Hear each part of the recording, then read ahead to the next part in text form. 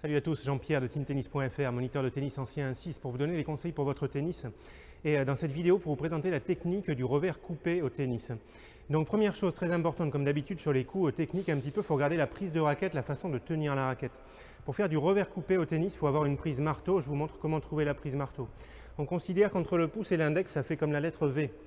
On positionne le pouce et l'index sur le profil de la raquette, on fait descendre jusqu'à être en bas du manche.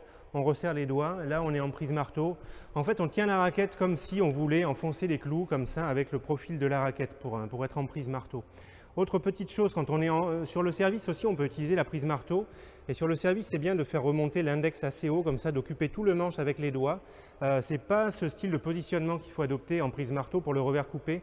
Là en revers coupé il faut avoir les doigts qui sont assez rapprochés les uns des autres. Donc c'est parti, on va regarder un petit peu la préparation.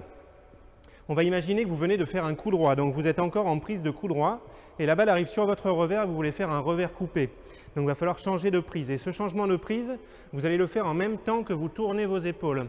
Avec la main libre qui tient la raquette au niveau du cœur, vous allez faire tourner la raquette dans la main comme ça. Donc là je suis en prise coup droit, j'ai un revers coupé à faire. Avec cette main, je fais tourner la raquette dans la main en même temps que je tourne mes épaules pour positionner ma main droite donc en prise marteau.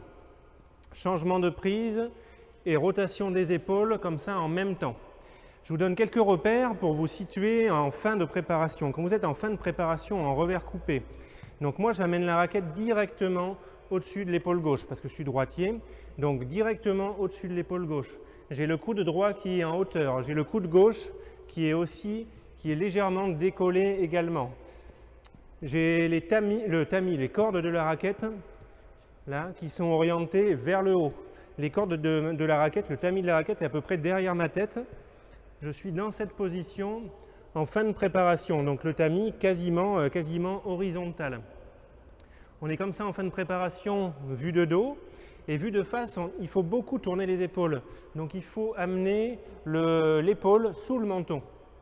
Tac, épaule sous le menton et on montre une partie du dos au filet à l'adversaire. Ça, c'est tous les repères comme ça en fin de préparation sur votre revers coupé. Autre chose hyper important, pendant la préparation, il faut qu'il y ait un angle avant-bras raquette qui fasse presque un angle droit ou alors on dit comme la lettre L en fait.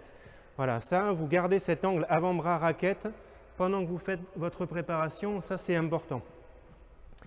Fin de préparation, ensuite, il va falloir déclencher la frappe. Puisque vous voulez faire du coupé, donc coupé en fait, la raquette va descendre directement vers la balle. C'est l'inverse du lift. Le lift, on frappe, on fait un mouvement du bas vers le haut pour faire tourner la balle d'arrière en avant. Là, on veut que la balle elle tourne à l'envers, donc c'est pour ça qu'on va faire directement descendre la raquette sur la balle pour aller au moment de l'impact. Donc vous allez voir après dans la démo, je vais faire du chop sur différents types de balles. On peut faire du chop sur balle haute, sur balle à hauteur de taille, sur balle basse.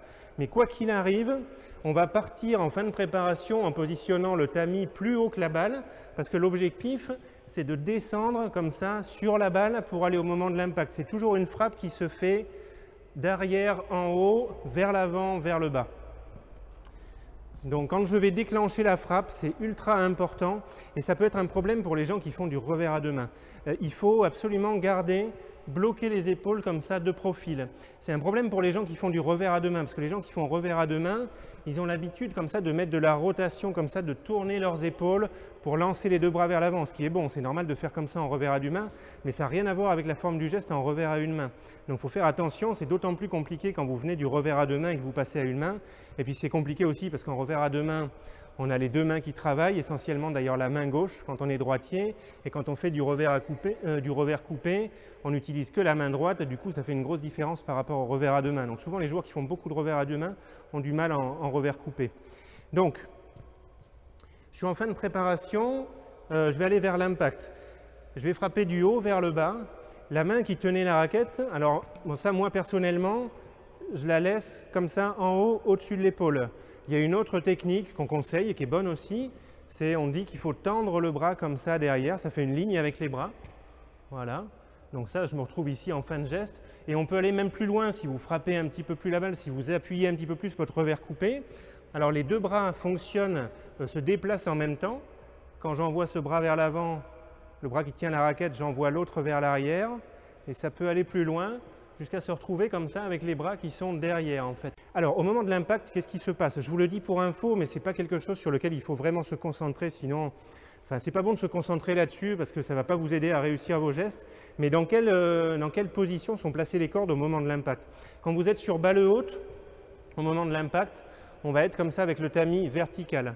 Quand vous êtes sur balle à hauteur de taille, on va être avec le tamis qui est légèrement ouvert, c'est-à-dire les cordes très légèrement orientées vers le haut.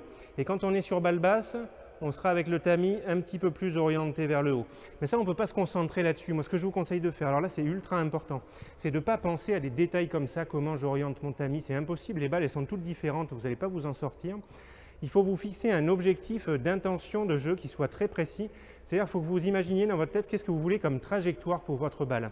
Un revers coupé classique, on va dire la trajectoire qu'on attend pour un revers coupé, c'est de faire une balle tendue. La balle va tout droit, elle ne va pas décrire une courbe comme ça. Ça, c'est quand on rate un peu son revers coupé. C'est quand on passe trop sous la balle. Quand on passe trop vite sous la balle au moment de l'impact, on va faire une balle qui monte, qui n'a pas beaucoup de poids ou qui a beaucoup d'effets coupés, mais ce n'est pas un revers coupé qui est forcément terrible. Un bon revers coupé, ça fait une trajectoire tendue. Il faut que vous fixiez cet objectif pour votre revers coupé et puis l'inclinaison des cordes, tout ça, ça va se mettre en place progressivement avec comme point de départ, comme objectif, l'intention de jeu que vous vous fixez. On regarde un petit peu l'accompagnement. Donc on a vu qu'il fallait se bloquer les épaules de profil pendant la frappe. À l'accompagnement, alors à la frappe, on est bras tendus. Au moment où je touche la balle, je suis bras tendu, ça c'est important. Et ensuite, je vais laisser continuer vers l'avant, comme ça. Et c'est progressivement, en fait, que le côté des cordes qui a frappé la balle va s'orienter vers le haut. Là, je suis dans cette position à l'impact. Et ensuite, ça s'oriente vers le haut. Et en fin de geste, je suis dans cette position, j'ai le tamis qui est horizontal. En fait, je pourrais poser une balle sur le tamis, comme ça, quand je suis en fin de geste. Voilà, donc en étant avec une ligne d'épaule comme ça ou en allant un petit peu plus loin. Donc ça c'est important. À l'impact on est presque vertical, en fin de geste on est dans cette position horizontale en faisant hyper attention à bien maintenir les épaules comme ça de profil avec la direction que vous visez. On regarde ce qui se passe au niveau des jambes. Quand vous préparez, quand on tourne les épaules pour un droitier, on prend appui sur la jambe gauche. Si on n'a pas le temps de faire mieux, il va falloir déclencher la frappe à partir de cette position et en même temps que je déclenche la frappe, je vais faire passer la jambe droite devant. Tac, ça ressemble un peu à une volée de revers. Donc ça, c'est si on ne peut pas faire mieux. Ça peut être le cas, par exemple, en retour de service. Hop, on prend appui sur la jambe gauche et on part vers l'avant pour se réceptionner sur la jambe droite. Le chop, c'est utilisé souvent sur des longs déplacements latéraux. Donc j'ai une balle qui est loin sur ma gauche. Je vais utiliser des appuis croisés en mettant ma jambe droite comme ça à l'extérieur. Et c'est dans cette position que je vais faire mon revers coupé. Hop, je fais mon geste. Ensuite, je reviens vers le centre. Si la balle elle est plus ou moins dans l'axe et que j'ai la possibilité d'aller vers l'avant, ça c'est intéressant. Donc en préparation, je prends appui sur ma jambe gauche. Ensuite, je vais prendre un bon appui sur la jambe droite en allant chercher loin devant pour avoir de la puissance. Appui en ligne parce que j'ai le pied gauche devant, le pied droit derrière. Je vais chercher devant et à partir de là, je vais frapper la balle avec des appuis en ligne.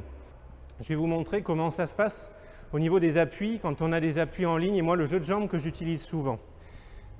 Je suis en ligne, au moment où je vais frapper la balle, où je fais passer la raquette vers l'avant, le pied gauche va passer derrière mon pied droit. Pas de tango, ça s'appelle, on fait un peu de danse comme ça. Là, toc. Objectif, c'est rester de profil pendant que j'avance. C'est maintenir la ligne d'épaule pendant que j'avance. Et ça, je vous conseille vraiment de travailler ce jeu de jambes. Le pas de tango, c'est vraiment pratique. Là, ce jeu de jambes, essayez de le faire le plus possible, ça permet d'avancer pendant que vous frappez la balle. Dernière chose, autre petite chose, pour l'impact, pour avoir de la puissance, juste avant de déclencher la frappe, essayez d'imaginer en fait que vous voulez vous appuyer sur la balle, comme si l'endroit où vous allez taper la balle, c'était un mur. Et en fait, hop, comme si vous voulez vous appuyer sur un mur.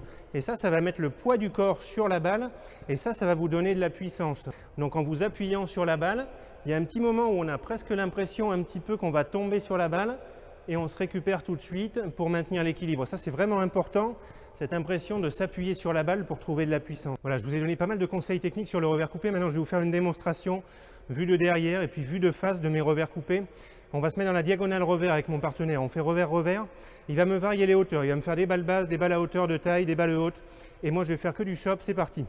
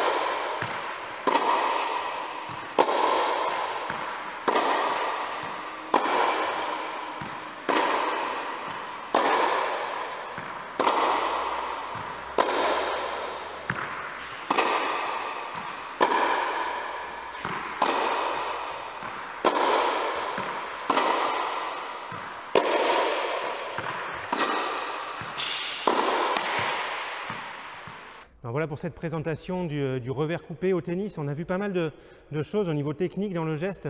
Donc vérifiez pour votre geste que vous n'avez pas de gros défauts, que vous êtes à peu près sur la forme gestuelle que je vous ai montrée. Et après, il ne faut pas trop chercher le petit détail si vous avez l'impression de faire des fautes sur votre revers coupé. Si vous êtes proche de ce geste, c'est bon. Après, il faut vous entraîner en jouant des zones précises sur le terrain, en ayant une intention de jeu précise au niveau de la trajectoire de balle. Dites-vous, je veux faire une trajectoire tendue qui passe assez proche du filet. Alors pas 1 millimètre du filet, mais c'est normal que le chop se soit assez rasant. Fixez-vous comme ça les objectifs au niveau de la trajectoire de balle, au niveau de la vitesse de balle. Le chop, il faut qu'il y ait un minimum de vitesse. Un chop qui flotte comme ça, qui est assez lent, c'est un chop qui est un petit peu raté. Donc fixez-vous plutôt des intentions de jeu comme ça au niveau de vos objectifs plutôt que vous focalisez sur des petits détails techniques. Voilà, vous me direz ce que vous pensez de la vidéo. Si vous avez bien aimé, mettez un like, partagez également la vidéo. Vous pouvez vous abonner aux vidéos également. Je fais des vidéos sur tout le tennis en général. Et puis il y a également beaucoup d'informations sur le site www.team-tennis.fr. Vous pouvez aller voir. Il y a des conseils pour choisir sa raquette de tennis, pour choisir son matériel et des conseils sur tout le tennis en général. Je vous dis bon tennis, bon entraînement, bon revers coupé et puis à bientôt pour de nouvelles vidéos. Allez, ciao!